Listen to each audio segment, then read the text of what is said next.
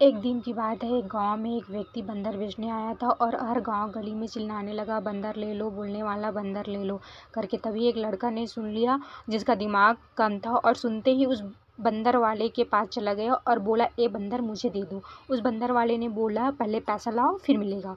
वह अल्पबुद्धि वाला, उसकी माँ ने जो मजदूरी करके पैसे रखे थे उस पैसे से बंदर खरीद लिया। शाम को जब माँ मजदूरी करके घर आई तो उसके बेटे ने बोला, माँ मैंने बोलने वाला बंदर खरीदा है। तो माँ बोली, पैसा कौन दिया? फिर वो लड़का बोलता है, तुमने जो मटकी में पैसा रखा था उसी से खरीदा हूँ। ऐसा सुनते ही माँ अपने सिर पर हाथ रख कर रोने लगी। हे राम, तूने ये क्या कर दिया? तेरी शादी के लिए रखा था और तूने ये बंदर खरीद लिया। कभी देखा है बंदर को बोलते हुए? उसे उसकी माँ उसे डांटने लगी और बंदर को भी गाली देने लगी। फिर माँ ने खाना बनाया और खाना अपने बेटे को दिया। उस लड़के ने अपने हिस्से का खाना उस बंदर को भी देता था। यह देखकर उसकी माँ उस बंदर को गाली देती थी। एक दिन बंदर अचानक कहीं चला गया तो वह लड़का उस बंदर को खोजने लगा। वह अपने माँ से पूछने लगा, माँ बंदर कहाँ है? आपने देखा है क्या? माँ ने बंदर के गुम होने के बाद सुनते ही मन खुश हो गई और मन में बोल रही, अच्छा हो गया चला गया तो यहाँ मुफ्त में खाता था। इधर बंदर जंगल में चला गया और उस जंगल में एक रक्षा रहता था जो उस जंगल के रास्ते पर जो जाता था उसे मारकर खा जाता था और उसके सामान को ले आता था।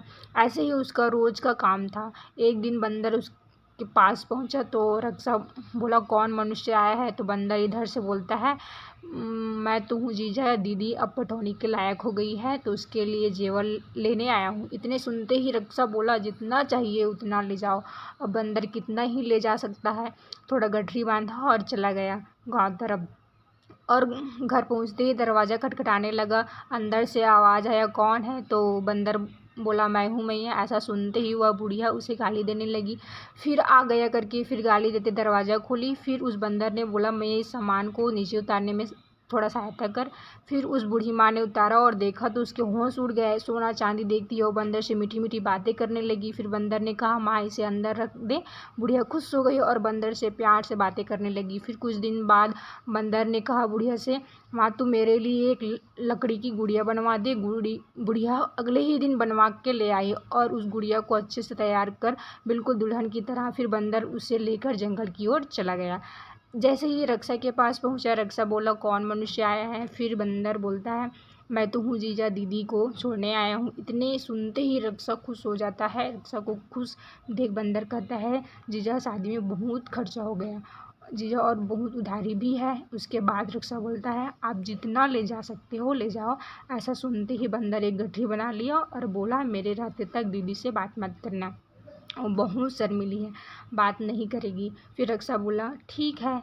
उसके बाद बंदर चला गया। फिर रक्षा ने उसे बताया, देख इसमें दाल चावल रखा है और पास में तालाब है, वहाँ से पानी ला के खाना बनाना और उस तालाब में नहा भी लेना करके चला गया। रक्षा खुश था, आज घर में खाना खाऊंगा करके। उसने उस दिन शिकार नहीं किया और वह अपने घर आ गया और देखा तो कुछ भी नहीं बना था। ऐसे करते करते 2-3 दिन चला गया। फिर रक्षा को गुस्सा आया, एक थप्पड़ लगाया तो वह गुड़िया गिर गई।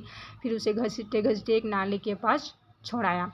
आसमान में उड़ते उड़ते महादेव और पार्वती जा रहे थे। तभी पार्वती माता का नज़र उस गुड़िया पर पड़ा और फिर माता ने महादेव से कहा, हे देव आप इसे जीवित कर दीजिए।